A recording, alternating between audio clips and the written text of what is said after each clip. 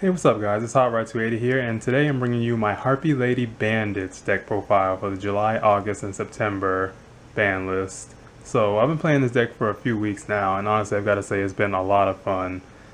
With the new decks coming out in Dualist Alliance, however, I'm probably going to switch to a new deck as this deck is just worn out its welcome with me, but I still had a lot of fun playing it, and I wanted to give you guys the deck list because I think it's a pretty awesome deck and it's fun to play, so let's just dive right into it.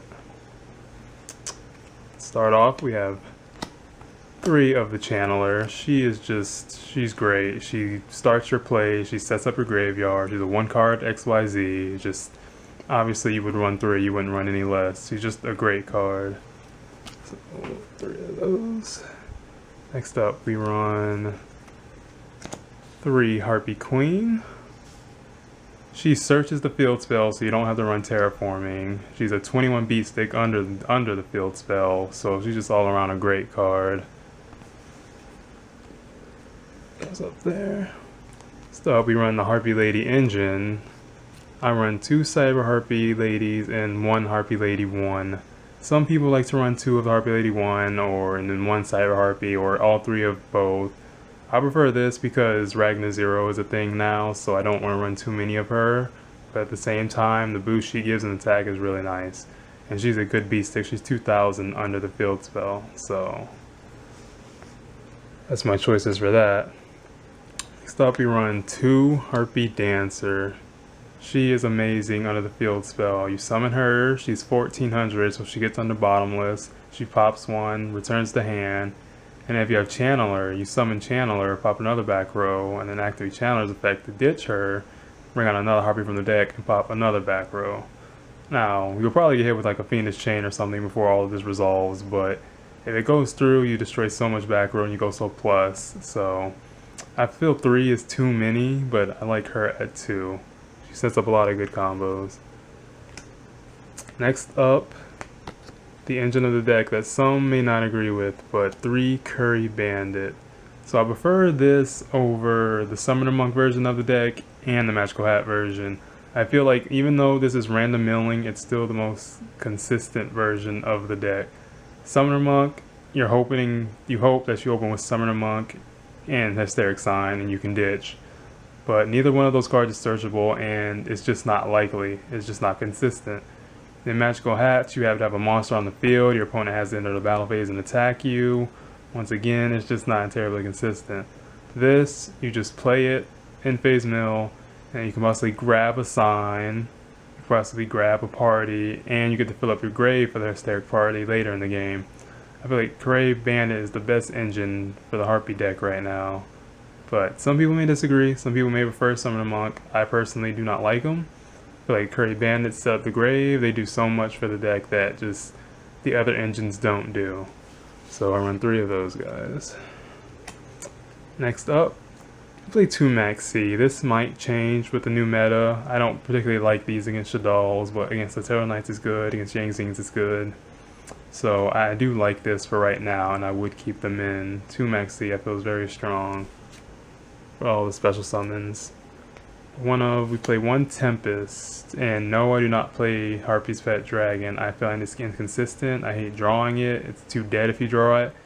Yes, to an extent this is dead if you draw it, but you can still play it even if you draw it. Or just discard it with a party or something.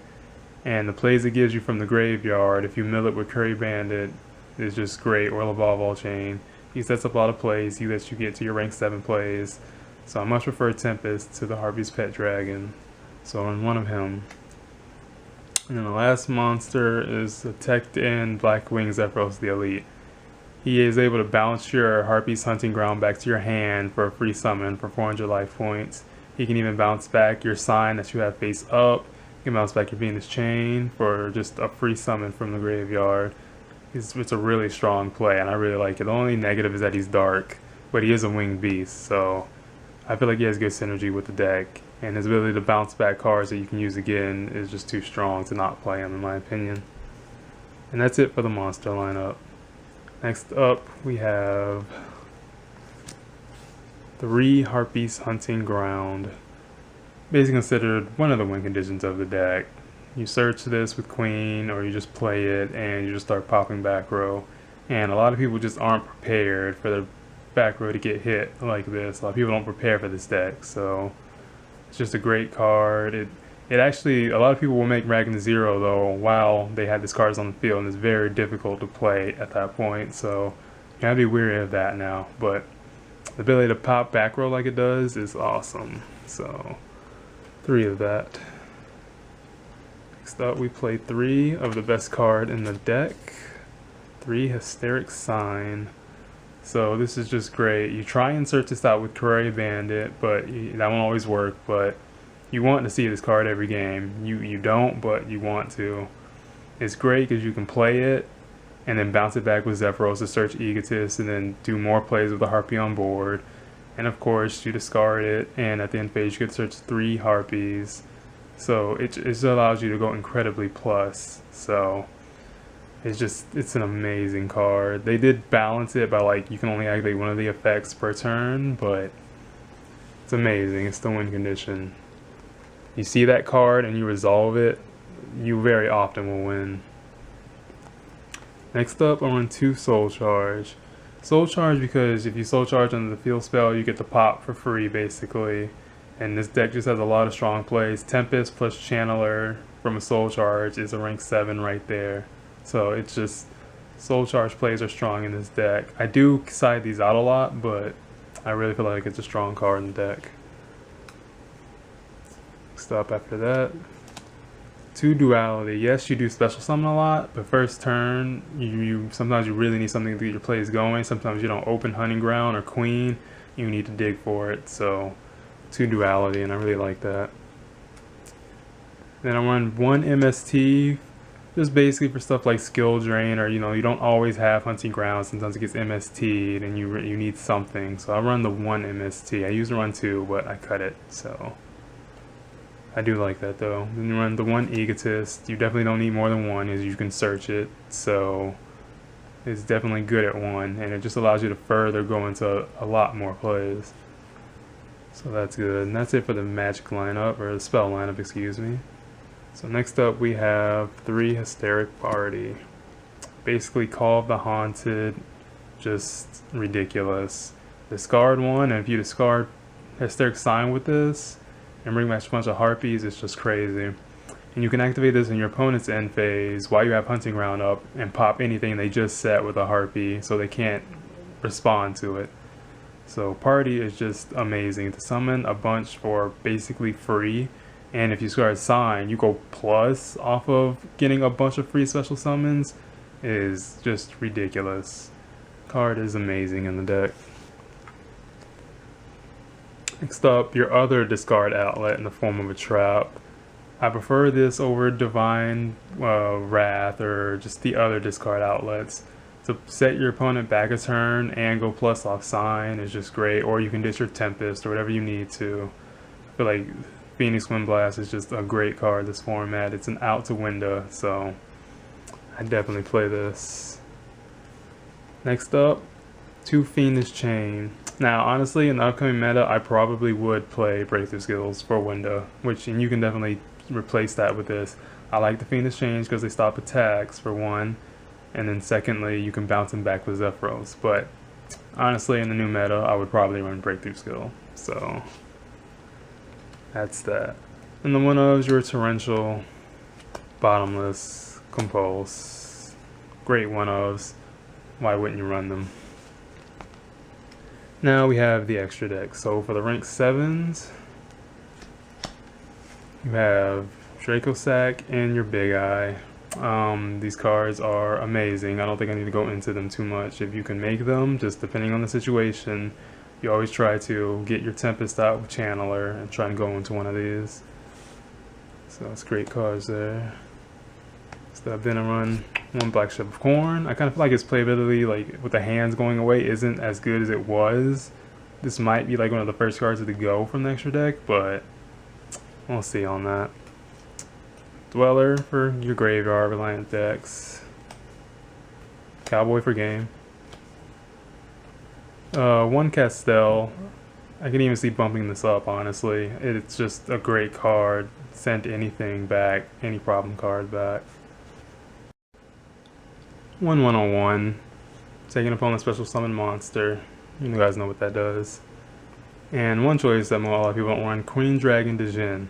I really like this card because it can summon Tempest back from the grave for free. So I've had ridiculous plays with this where I've gotten out like Big Eye and Dracossack in the same turn because you take Tempest from the graveyard and then overlay with Channeler and then discard the or detach for the Tempest and then bring back the Tempest with its own effect and then overlay again. So this opens up ridiculous plays. It's not entirely common that you can do them, but you just need 3 Harpies on board and one of them needs to be a Channeler, and you can just go off with this card in combination with the next card, Evolve All Chain. I make this very often in this deck. I'll go into it and either send Tempest to the grave or send Zephyros and then just go into further plays from there. It's usually in combination with Party already having been activated. But Evolve All Chain is just an amazing card in this deck. To be able to send basically those 2 cards, which will always be sent, either Tempest or Zephyros. And it just opens up even more plays. Next we have the Anti-Luminescent Knight. This is another card that I may cut, but I like it. It's just very situational, but your opponent has trouble playing around it, so it's a great card. And next up, but possibly the second MVP of the deck, 2 Lightning Chidori. 3 is too many, but 2 is amazing. Both effects, when it's on summon, you can take a face down and put it on the bottom of the deck. Obviously, that gets rid of the face down Shaddoll. That's a problem in that matchup. It gets rid of Gear armor. It just, or you might, even if you need to, you can even get rid of a back row and put it on the bottom of the deck. But of course, they can chain it. And then a secondary effect is what win games. Detach for 1 and then put a face-up card on your opponent's side of the field on top of their deck. So it's just more setting them behind in combination with Wing Blast. I've just, won games in the first few turns because I've just put something back on top of their deck, like a supply squad or something that they can't play it now that they've drawn it. So it just makes them go so neg. So Lightning Chidori is amazing. Like, you just wish more decks could play it, honestly. To finish up, we have 1 Ragnar 0 for, Madolche, Fire Fist. But honestly, a lot of the matchups that this is good against don't see much play anymore. So this is another one that could be on the cut block. Rhapsodian Berserk. With the free cards you get from Party, making this is just not a bad idea at all to get out problem cards from your opponent's graveyard. This is becoming staple in a lot of rank 4 decks, and for good reason. To just knock out the Denebs in your opponent's graveyard is just, it's really good. And the last card is an Ice Beast Xerophine. This is a really underrated card. This can get over a lot of problem cards because it gains 300 attack for everything that's negated on the field that's face up. So I've gotten this thing to 3,500, 3,800 before. It's ridiculous. And these effects last until the next standby phase. So your opponent, like, I've had my opponents being confused and thought that they could activate things on the side of the field that they just couldn't because it was still underneath this. It's a really good card. I've seen some people actually just not play this at all, and I'm like, that's surprising. This card wins games by itself. So that's the extra deck. And we'll just go ahead and run through the side really quick. And 1 MST, just in case you need extra removal. 1 Mind Control for the other rank 4 decks. 2 Curse Seal of Forbidden Spell. This card is going to see more play. It already has, and is going to see more. Basically, discard a spells card when your opponent activates a spell card, and it negates the activation of the spell card, and the opponent cannot activate another of the same spell card for the rest of the duel. So let's say your opponent activates Shaddoll Fusion, you train this, discard a sign, you basically just won. Like, you won. Your opponent can't Shaddoll Fusion for the rest of the game, so they can't get the fusions out, and you just went super plus. This card, and other people have been taking this into other decks that it doesn't even really fit well in, but in this deck it really works. I've honestly thought about maining it because other than like Geargia and Mermail, pretty much every deck has a spell that they wouldn't want getting hit with this. So I really like this, and I would main this instead of the Phoenix Wing Blast if I was playing this deck in the meta right now. So Next up, 2 Chain Disappearance. Basically a meta call for, before it was Madolches and Sylvan, so you get the Lone Fire or something like that, or the Princess Sprout.